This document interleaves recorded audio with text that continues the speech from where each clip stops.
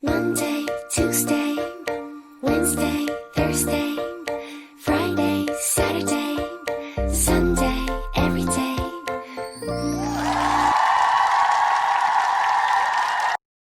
Здравствуйте, дорогие друзья, это Том Ричмен.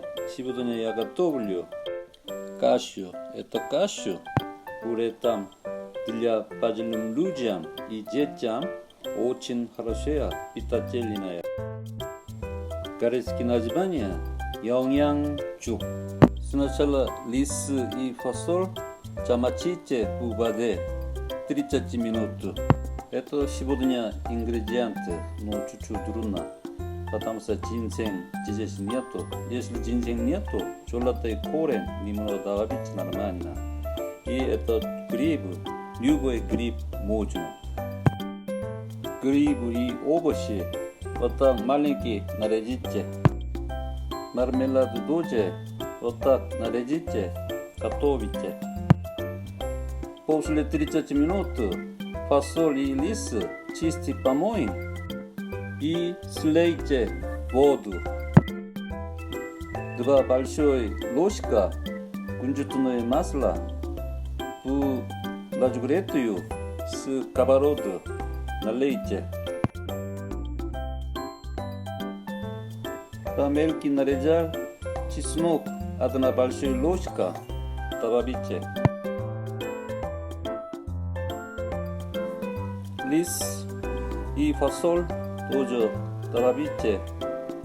Жарить надо. Рис и фасоль немного жарить. Потом цвета чуть-чуть желтый будет. Тогда воды налейте. 2 кружка.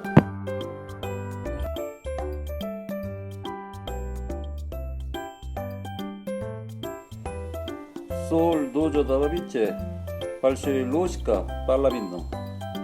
И маленькая ложка говядина 다시다 тоже добавите. Потом остальные овощи все добавите. Пока никуда не ходите, часто помешать надо. Если не мешает, тогда ниже загорит будет. Если вода вот так не хватает, тогда 1 кружка еще налейте. Помешайте, тогда 1 раз рис смотрите. Сейчас чуть-чуть мелкий, да? Но еще дальше надо. Потом такой цвет был, тогда уже все готово.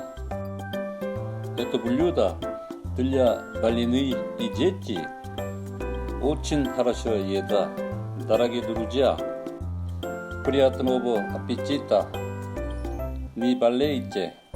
До свидания, до скорого.